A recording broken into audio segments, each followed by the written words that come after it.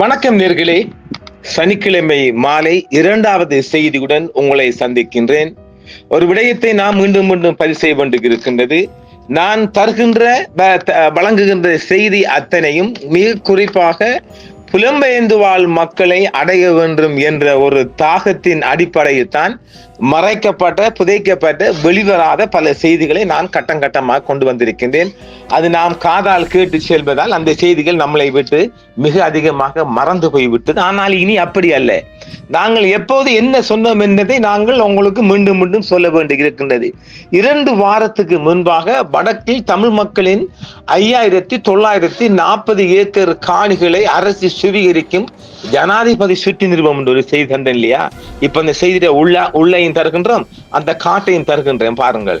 வடக்கில் தமிழர் காணிகை ஆட்டைய போடும் திட்டம் கடந்த மாதம் 28ஆம் தேதியிடப்பட்ட 24-30 எண் கொண்ட அரச வர்த்தமானியில் காணி தீர்வு கட்டளை சட்டத்தின் பிரிவு 4 கீழ் ஆங்கிலம் மற்றும் சிங்கள மொழிகளில் மட்டுமே அறிவிப்பு வெளியிடப்பட்டுள்ளது. 3 மாதங்களுக்குள் எந்த உரிமையாளர்களும் பெறப்படாவிட்டால் வடக்கு மாகாணத்தில் மொத்தம் 5940 ஏக்கர் நிலம் அரச நிலமாக அறிவிக்கப்படும் என்று வர்த்தமானி மூலம் அறிவிக்கப்பட்டுள்ளது.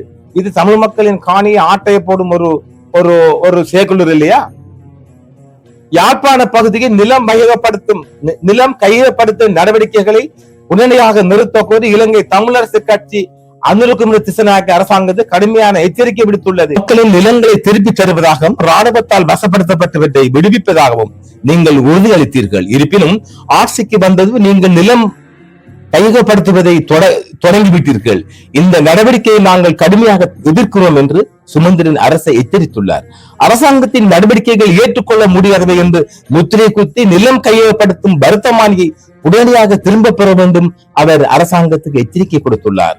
உங்கள் வாக்குறுதிகளுக்கு மாறாக நிலங்களை கையகப்படுத்துவதை உடனடியாக நிறுத்துங்கள். குறிப்பாக நிலம் கையகப்படுத்தும் வர்த்தமானியை உடனடியாக திரும்ப பெற வேண்டும். இல்லையெனில் நீங்கள் யாழ்ப்பாணத்தில் கால் பதிக்க முடியாதபடி நாங்கள் செய்வோம் என்று அவர் அரசை எச்சரித்துள்ளார். நல்ல விடயம். 28 கடந்த மாதம் 28ஆம் தேதி இடப்பட்ட வர்த்தமானி எண் 2430 நில தீர்வு கட்டளை சட்டத்தின் பிரிவு 4 கீழ் ஆங்கிலம் மற்றும் சிங்கள மொழிகளில் மட்டுமே அறிவிப்பு வெளியிடப்பட்டுள்ளது. 3 மாதங்களுக்குள் எந்த உரிமையாளர்களும் உரிமை பெறாவிட்டால் வடக்கு மாகாணத்தில் மொத்தம் 5940 ஏக்கர் நிலம் அரசு நிலமாக அறிவிக்கப்படும் என்று கூறுகிறது. ஏன் தமிழ் மொழியில் வர்த்தமானி வரக்கூடாது? வராதா? அதுவும் ஒரு திட்டமிட்ட சதிதான். உரிமை கோருவலுக்கு உதவ சுமந்திரன் முதல் சட்ட நடவடிக்கையுடன் உரிமை கோருவர்கள் தங்கள் உரிமை கோரல்களை அனுப்புவதற்கு உதவ வழக்கறிஞர்கள் சட்டத்தன்மைகள் குழு ஒன்று தயாராக இருக்கும் என்று அறிவித்திருக்கின்றார். இலவச லீகல் ஐட் மூலம் அவர் அதை செய்ய போகின்றார். இதற்கமைய வடமாகாணத்தில் உள்ள 5940 ஏக்கர் காணிகளை அரசு ஆக்கிரமிக்க போகின்றது. இதனை ஒருபோதும் அனுமதிக்க முடியாது என இலங்கை தமிழரசு கட்சியின் பதில் பொதுச் செயலாளர் சுமந்திரன் எம்பி அவர்கள், முன்னாள் எம்பி அவர்கள் கடுமையாக அரசை சாடி இருக்கின்றார். இது தொடர்பில் புலம்பெயர் நாடுகளில் உள்ள தமிழர்களுக்கும் அவசர கோரிக்கை ஒன்றையும் முன்வைத்துள்ளார். புலம்பெயர் நாடுகளில் உள்ளவர்களும் ஒரு அன்பான கோரிக்கை ஒன்றை முன்வைக்கின்றோம் என்றும், உங்களுக்கு காணியில் இருக்குமானால் தயவு செய்து இங்கு வந்து அல்லது சட்டபூர்வ அட்டர்னி தத்துவக்காரரை பவர் ஆஃப் அட்டர்னி ஒருவரை நியமித்து காணி உரிமைகளை பாதுகாக்க வேண்டும் அப்படி ஒரு கோரிக்கை விடுத்திருக்கின்றார். பவர் ஆஃப் அட்டர்னி விடயமாகவும் ஒரு சிக்கல் இருக்குது, அதை நான் சொல்கின்றேன்.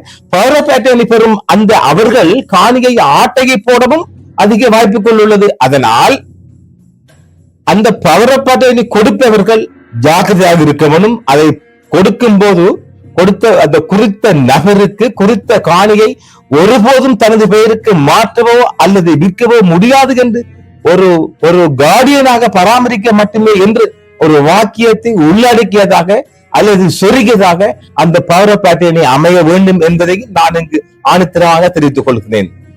அந்த செய்தி இப்பொழுது சிங்கள ஆட்சியாளர்கள் மத்தியில் ஒரு கலக்கத்தை ஏற்படுத்தி இருக்கின்றது. இந்த கலக்கத்தை முதல் யார் வித்திட்டு இருந்தார்? கஜேந்திரகுமார் பொன்னம்பலம் எம்பி. இதை நாம் 2-3 எமது நேர்காணலில் சொல்லி இருந்தோம். அவர் சர்வதேச தூதுவர்கள் சந்தித்து இந்த காணி விடயமாக மிக அதிகமான கவனம் செலுத்தி வருகின்றார். இந்த விடயத்தில் நாடாளுமன்றத்தில் சுமந்திரன் எம்பியும் இருந்திருக்க வேண்டும். அது நீங்கள் தோற்கடித்தது, அது உங்கள் விடயம், அது வேறு விடயம். ஆனால் கஜேந்திரன் பொன்னம்பலம் அணி மாத்திரம் தனியாக நின்று, நான் நினைக்கிறேன் சரவணபவன் முன்னாள் எம்பி எங்களது சுடரொளி உரிமையாளர் அவர்களையும் அழைத்து சென்றிருந்தான் நினைக்கின்றேன். ஸ்ரீகாந்தா எம்பி எல்லாம் கூட போய் நினைக்கிறேன். அது ஒரு பழைய செய்தி. ஆனாலும் இந்த செய்தி, இந்த 5900 ஏக்கர் எங்க, மன்னார், முல்லைத்தீவு, யாழ்ப்பாணம், கிளிநொச்சி, இந்த 4 மாவட்டத்தில் இருக்கிற கரையோர காணிகளை, அதாவது 30 ஆண்டுகளுக்கு முன்பாக தமிழ் மக்கள் வாழ்ந்த நிலம், சொந்த நிலம், அவர்களின் தாயக பூமி, இந்த காணிகளை ஆட்டைய போடுற திட்டம். என்ன திட்டம்? இப்போது சீசன், மீன்பிடி சீசன் வடகிழக்கில். அப்போ இந்த காணிகளை என்னது ஒரு விசேட நோட்டிபிகேஷன், என்னது 22 மார்ச் மாசம் 28 கடந்த மாதத்துக்கு முன்பாக இல்லையா, 24, 34 எண் கொண்ட அரச விசேட வர்த்தமானி, special gazette notification on 28 March 2025, number gazette number 2430, 2430 பிரிவு எண்ணின் கீழ் ஆங்கிலம் மற்றும் சிங்கள மொழியில் மாத்திரம்தான் அந்த கெசட் வெளியிடப்பட்டது. ஏன் தமிழ்ல வெளியிட மாட்டீங்களா? தமிழ்ல மிச்சம் கவனம் செலுத்தப்பட மாட்டோம். இல்ல, திட்டம் என்ன? இந்த காணியில யாராவது உரிமை கோரலை என்றால் அந்த காணியை தென்பகுதி பெரும்பான்மை சிங்கள மீனவர்களுக்கு கொடுப்பது. இந்த செய்தி யாராவது சொன்னாங்களா? இதை நான் உங்களுக்கு சொல்லியிருக்கேனே. ஆட்டைய போடுறாங்கன்னா அது என்ன ஒரு விடயத்தை வழங்கிக் கொள்ள, எல்லாத்தையுமே நாங்க புட்டு காட்டக்கூடாது. இல்ல, எங்களுக்கும் பல சிக்கல் இருக்குது. இல்ல, அப்ப நோக்கம் என்ன? அதாவது 3 மாதங்களுக்குள்ள இந்த 5940 ஏக்கர் காணிகளுக்கும் உரிமை யாரும் கோரவில்லை என்றால் அது அரச காணியாக ஆட்டோமேட்டிக்காக வருகிறது. இதுதான் கெசட் நோட்டிபிகேஷன். அப்போ அந்த காணியில உரிமை கோர யாரும் இல்லைண்டா ராணுவத்தை ஆமியை போட்டு விரட்டுற, அது சட்டம். அதான் சட்டம். இதை சொல்ல போனா நான் அரசுக்கு ஆதரவு வைப்பீங்க அடங்கு மூதவிகளா, சட்டத்தை நாங்க சொல்ல வரோம். ஒரு விசேட வர்த்தமானி அறிவித்தல் நோக்கம் என்ன? அரசாங்கம் அதுல ஒரு உச்சகட்ட பவர், வெரி வெரி பவர். அதான் பவர். ஜனாதிபதி கையொப்பமிட்டு வெளியாக்கப்பட்ட கெசட். ஆனால் உள்ளே கஜேந்திரன் பொன்னம்பலம் எம்பி அவர்களும் வெளியே சுமந்திரன் எம்பி அவர்களும் மிக அதிகமான குரல் கொடுத்தார்கள். எந்த ஊடகமும் இதை சொல்லல, நாங்க சொல்லியிருந்தோம். 2 கிழமைக்கு முதல்ல சொன்னதை நீங்க பெருசா கணக்கெடுக்கல. இப்ப அந்த விடயத்தான் பாரம். அப்ப அது மட்டும் இல்ல, இப்ப உங்களுக்கு அரசாங்கத்துக்கு நெருக்கடி கூடுது. எங்க கூடுது? கஜேந்திரகுமார் பொன்னம்பலம் கண்ட தூதுவர், இந்த ஐநாவுக்கான நிரந்தர வதிவிட தூதுவர், பிரிட்டிஷ் தூதுவர், அமெரிக்க தூதுவர், அன்றைக்கு இன்னும் ஒரு ஆப்பிரிக்கன் தூதுவர் எல்லாம் போயிருந்தார். இப்படி இவர் கொஞ்சம் படையெடுக்கார். மிகவும் மோசமான நிலைமை அரசு தள்ளப்படுது. இவர்ட அணுகுமுறை கொஞ்சம் அரசுக்கு அச்சம் ஏற்படுச்சு. உடனே பிரதம மந்திரி ஹரிணி அவர்கள் தலைமையில ஒரு மீட்டிங் ஒன்று போடுறாங்க. நேற்று காலை, வெள்ளிக்கிழமை காலை 10:30 மணிக்கு, காலை 10 மணிக்கெல்லாம் கூட்டிட்டாங்க. எங்க நாடாளுமன்ற கட்டிட தொகுதியில் பில்டிங், அதாவது பார்லிமெண்ட் பில்டிங் எல்லாம் கூட்டுறாங்க. அவங்க தலைமையில கூட்டுறாங்க.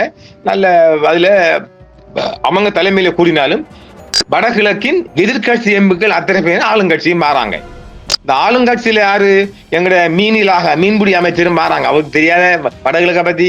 அதுல நீங்க குறிப்பா சொல்றோம்னா ஹருண் ஹேமச்சந்திரன், யாரு?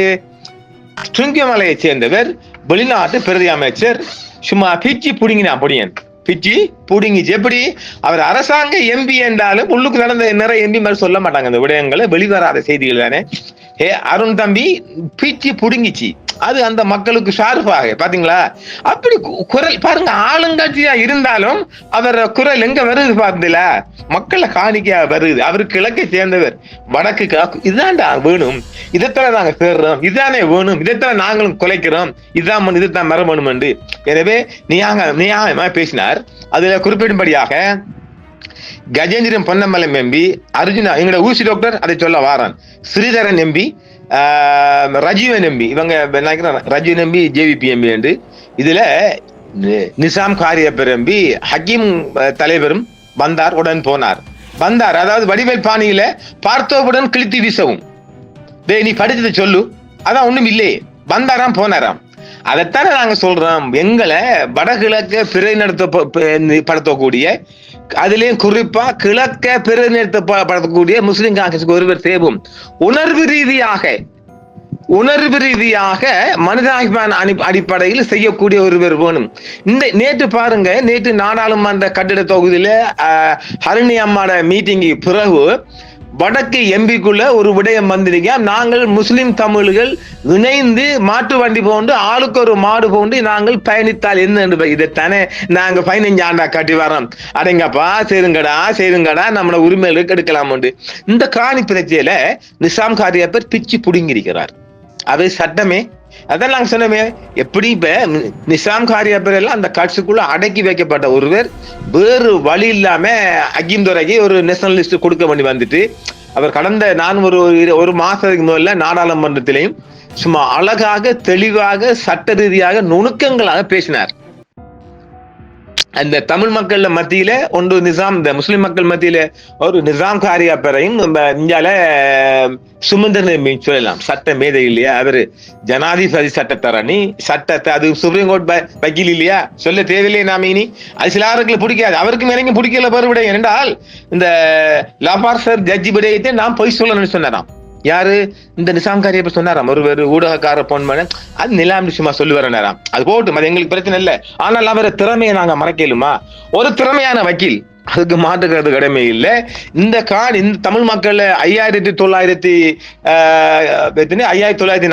காணில மிகவும் நல்ல விடயங்கள் அரங்கேற்றப்பட்டு இருக்குது.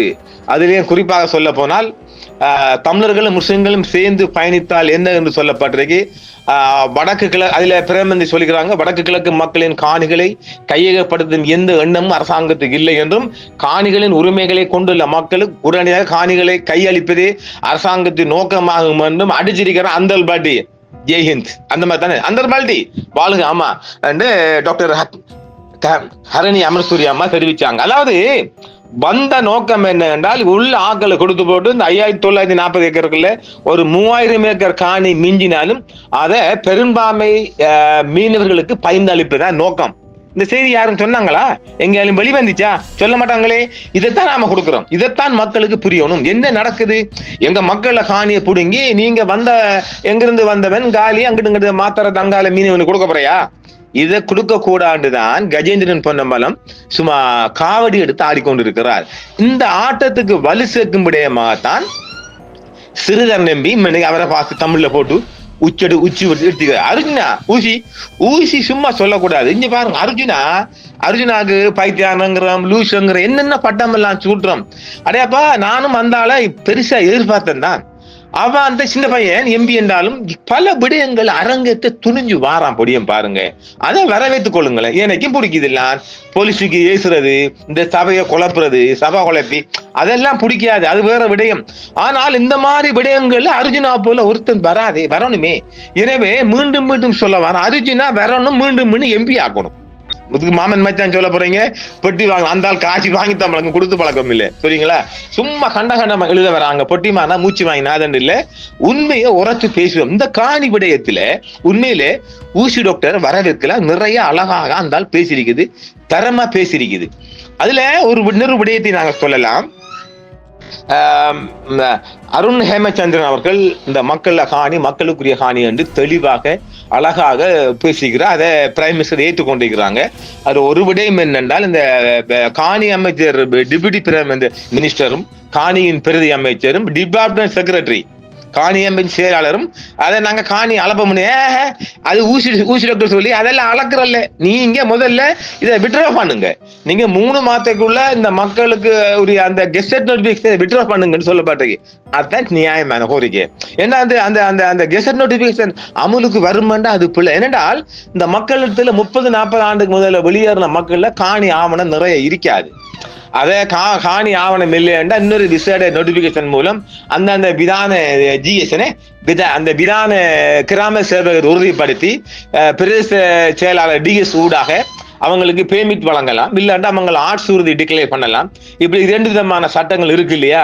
இதையெல்லாம் அழகாக தெளிவுபடுத்திக்கிறார் நம்ம நிசாம் காரியப்பர். உண்மையிலேயே வந்தாக்கள் ஆறு அட்டர்னி ஜெனரல் டிபார்ட்மெண்ட்ல எதுவும் வந்திக்கிறாங்க. அவங்களுக்கு அதாவது சொல்ல போனால் இந்த சட்டமாதிபர் திணைக்கள அதிகாரிகளுக்கு ஒரு வகுப்படுத்திருக்கிற நிசாம் காரியப்பர். இதுக்கு சொல்ல பிறகு நிசாங்காரியா பிறகு ஆதரவு உண்மையை சொல்ல நீங்க மாறி மாறி அடிக்கிறீங்க இந்த முஸ்லீம் பொடிய மாதிரி நிசாங்காரியா நிசாம் சப்போர்ட் இருப்பீங்க அக்கிம ஏசினா அக்கிம ஏசுறவங்க அடையாப்பா ஒரு ஊடகம் நாங்க நிறுக்குற தண்ணி வேற பால் வேற எண்ணெய் வேற பிரிச்சு காட்டுறாப்போ அதை புரிஞ்சு கொள்ளுங்க. அப்போ அதை விட்டுப்பட்டு சும்மா எங்க வேற அம்பாடிக்க வராதங்க. நிசாங்காரியா பத்தி நான் முதல் சுடர்ல எழுதியிருக்கிறேன் சரிங்களா. அவருக்கும் எனக்கும் தெரியல, எனக்கும் அவருக்கு என்ன நாங்க பங்கு சண்டையா பங்காளி சண்டையா இல்ல இந்த அரசியல் சண்டை எதுவுமே இல்லை. நான் ஊடகக்காரன் தான். நான் சிறு வயசுல இருந்து ஊடகன். நான் நினைக்கிறேன் என்னால முடியுமான வரைக்கும் பேசுவேன் எழுதுவேன் ஊடகம். எனக்கு முடியலையா நான் ஒதுங்கி எழுத இயலாதா வயசு போயிட்டா ஒதுங்கி போகலாமே ஒழிய அது வரைக்கும் நான் ஊடகம் தான் தெரியுதுங்களா. எனவே இன்னும் ஒரு 20-30 ஆண்டு காலம் ஜொலிக்கத்தான் போறோம், உயிரி இருக்க மாட்டா. எனவே நல்லதென்றும் கெட்டதென்றும் சொல்லதான் நியாயமான ஊடகம். அதை நான் கண்ணியமா செய்யறேன். நீங்க எக்கடாலும் கெட்டு போங்க, என்ன மேலும் பண்ணுங்க. எனவே இந்த விடயத்தில் இந்த வடகிழக்கு காணி சுவீகரிப்பு விடயத்தில் குறிப்பாக இந்த மன்னார் முல்லைத்தீவு யாழ்ப்பாணம் கிளிநொச்சி மாவட்ட மக்களின் 5940 ஏக்கர் 60 குறைய 6000 ஏக்கர் காணியை ஆட்டைய போட அரசாங்கத்தின் உள் விளையாட்டுகளில் உள்ளடி விளையாட்டுகளில் ஒரு நல்ல ஒரு விடயத்தை எமது நிசாம் காரியாப்பர் மற்றும் Gajendran Ponnambalam MP, Arjuna MP, Sridharan MP, Rajeevan MP, Arun Hemachandran பிரதி வெளிநாட்டு அமைச்சர் எல்லாம் விளையாடிக்கிறாங்க. சும்மா சொல்லப்படாது. அது எப்படி வாழ்த்துன்னு எனக்கு தெரியல. விளையாடி தூக்கி வச்சு கொஞ்சம் வாழ்த்தணும் மக்கள். நீங்க ஏனென்றால் அது அரசாங்கத்துக்கு நல்ல தெளிவா விளக்கப்படுத்துறீங்க. அதை நாங்க ஒண்ணு சொல்ல என்னண்டா ஆகும்னா வடக்குல நமக்கு தேவையில்லை ஆர்ப்பாட்டம். நம்ம என்ன ஆகும்னா நாம ஒரு இந்த பயங்கரவாதியாக சித்தரிக்கப்பட்டிருக்கிறோம். இப்படித்தான் பேசி தீர்க்கணும். இதெல்லாம் விளக்கப்படுத்தணும். இது இந்த மக்கள்ல காணி 1,00,000 மக்கள் அகதியா போயிட்டாங்க. யுத்தத்துக்கு பயந்து உங்களோட குண்டுக்கு பயந்து நீங்க அடிச்ச குண்டுகளுக்கு பயந்து உசிரியும் கொண்டு போட்டு அந்த உசிரை கையில் பிடிச்சி ஓடிட்டுகள் அந்த மக்களை இங்க எடுத்தா எங்க குடியேற்றுறது எல்லாம் மக்கள் அதெல்லாம் அரசுக்கு தெளிவுபடுத்தணும். பிரைம் மினிஸ்டர் அழகா தெளிவா புரிஞ்சு கொண்டா அவன் இனி ஜனாதிபதி எடுத்து சொல்லுவா. அநேகமாக அவருடைய தீர்மானம் என்ன எடுக்கப்பட்டிருக்குது. இந்த 3 மாதத்துக்குள்ள உரிமை கோரப்படாட்டி அரசாங்கம் சுவீகரிக்க திட்டத்தை கெசட் நோட்டிபிகேஷனை விட்ரோ பண்ண சொல்லி எல்லோரும் ஏகமனாக சொல்லிக்கிறாங்க.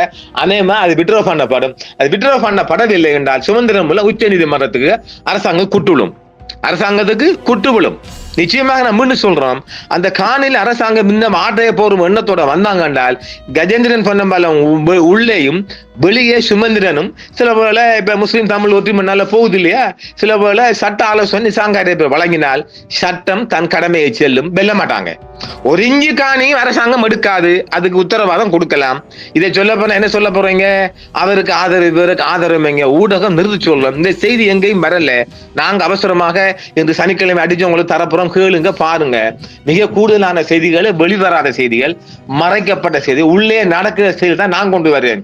மீண்டும் சொல்லனே எல்லோரும் அரைச்சமாக யூடியூபுக்காக கொண்டு வரையில, அது செய்திக்காக செய்தியாளரை கொண்டு வரலாம். அத்தனையும் தேடல் செய்திகள், மறைமுக செய்திகள், உள்ளடி செய்திகள், உள்ள என்ன நடக்குது அதை நாங்க துணிஞ்சு எடுத்துக்கொண்டு சாரோம். அதை பாராட்டுங்க கூடுதல. அதை விட்டு போட்டு அம்பாடிக்க வராதங்க. கஜேந்திரன் பொன்னம்பலம் பெட்டி மாறிட்டார், சுமந்திரன் பெட்டி மாறிட்டார், ரவுபைக்கும் பெட்டி மாறினார். இதில் நடக்கிற காரியமாங்கப்பா. நாங்க என்ன காணியை ஆட்டையை போட நாங்களா சொல்றோம். நடக்கிறத சொன்னா நீங்க நிறுத்திக் கொள்ளுங்களேன். இப்ப என்னது கொழும்பு அதிர்கின்றது, அது ராஜபக்ச கைது. கொழும்பு என்னது ராணுவம் பலப்படுத்தப்படுகின்றது, கோட்டையின் கைது நடத்திட்டா இப்படித்தானே சொல்றாங்க எல்லாரும். இப்ப யூடியூப் காரங்க அடிக்கிறாங்க செய்தியை, நீங்களும் ஆமா சாமி போடுறீங்க. நடக்கிற காரியமா இதெல்லாம்? இதை சொல்ல போனா ஒருத்தன் எனக்கு தனி அம்பாடிக்கிறான். பேஸ்புக்ல ஒருத்தன் அடிக்கிறான் என்னையா பிள்ளையான நான் விடச்சொல்லா பிள்ளையானா அரசாங்கமே பிள்ளையான விடுருமா. என்னொரு மொக்குத்தனமான செய்தி எல்லாம் பாருங்களேன். உள்ள நடக்கிற செய்திகளையும் நடக்க போறதையும் சட்ட ரீதியாத்தான் நான் சொல்ல வரலாம். நாங்க என்ன சொல்றோம், இந்த 5940 ஏக்கர் காணி அரசாங்கம் ஒரு இஞ்சும் எடுக்க மாட்டாங்க. சட்டம் தன் கடமையை செய்யும். நம்ம ஊர் பாசையில பெடியன் விடான்கள் சுமந்திரன் நம்பி விட மாட்டார். அதை உச்ச நீதிமன்றத்தில் பார்த்துக் கொள்ளலாம். அதனால அநேகமா விட்ரோ பண்ணப்படும். இது கொண்டு வந்த விடயம் என்ன என்றால், நேற்று நடைபெற்ற இந்த விடயத்திலே எல்லோரையும் வாழ்த்தலாம். இந்த வர்த்தமானி கேன்சல் பண்ணப்பட போகுது. நல்ல விடயம் நடந்திருக்குது. 3 மாதங்களுக்குள் அடையாளப்படுத்தப்படவில்லை என்றால் காணியை சுவீகரிக்கப்படுறாங்களாம். அந்த சுவீகரிச்சு போட்டு வடக்குல இருந்து இந்த தங்கால மாத்திரை காலி பக்கம் இருந்து வார மீனவ மக்களுக்கு 1/2 ஏக்கர் 1/4 ஏக்கர் அப்படி பிரிச்சு கொடுக்குறது ஐடியா. நிறைய அங்கல மீன் வரலாமே, அதை யாரு கேட்க போறீங்க? அரசாங்கம் தானே பேமெண்ட் போட்டா கொடுக்கலாம் தானே. இதுதான் திட்டம். இந்த திட்டத்துக்கு கஜேந்திரன் பொன்னம்பலம் ஆப்படைத்துள்ளார். அதுக்கு பக்கபலமாக அர்ஜுனா எம்பி, சிறுரான் எம்பி எல்லாம் புல்லாங்குழல் வாசிச்சுக்கிறாங்க.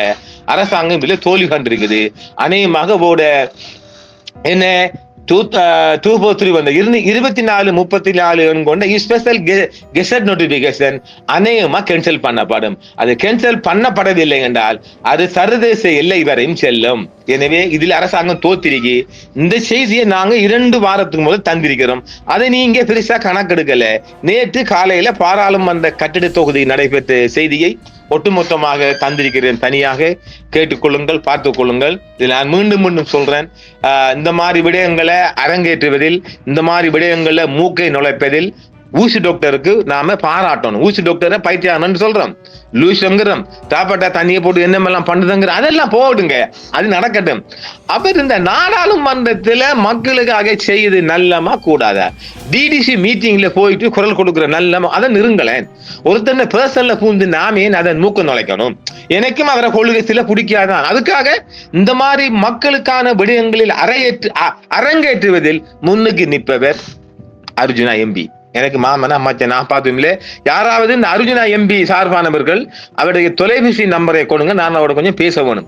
கடந்த 6 மாசமா பாக்குறேன், அதோட பேச முடியாது, எங்க இருக்க தெரியல. அதுக்கு தான் ஊடு வாசல் ஒன்று இல்லைன்னு சொல்லுது. சரி, அவரை கொஞ்சம் பேசணும், நானு நிறைய விடியம் கதைக்கணும். அவரை யாராவது உறவாளர்கள் தெரிஞ்சவர்கள் இருந்தால் தயவு செய்து எங்களுக்கு அவருடைய போன் நம்பரை, பேசக்கூடிய போன் நம்பரை போடுங்க, பொய்யா நம்பரை போடாதங்க. முஸ்லிம் மக்களுக்கு, முஸ்லிம் காங்கிரஸுக்கு நல்ல ஒரு தலைமைத்துவம் கிடைத்திருக்குது. நிசாம் காரியப்பர் ஒரு பொருத்தமான தலைவராக நான் பார்க்கின்றேன். நிறைய ஏகப்பட்ட செய்திகள் நான் அதுக்குள்ள நிறைய எழுதியிருக்கிறேன். ஏனெனில் முஸ்லிம் காங்கிரஸ் தலைமைத்துவம் மாற்றம் வேண்டி நிற்கும் என்று நான் பல இடங்களில் சொல்லியிருக்கிறேன். நிசாம் காரியப்பர் உண்மையிலே ஒரு பொருத்தமான தலைவராக நான் பார்க்கின்றேன். ரோஹைக்கும் சொல்லறை சிலவள் அந்த கதை ஒன்று அடி பொய்யோ மெய்யோ தெரியல. அவர் கதை அடிக்கிறார், தலைமைத்துவ மாற்றம் இருக்குண்டு.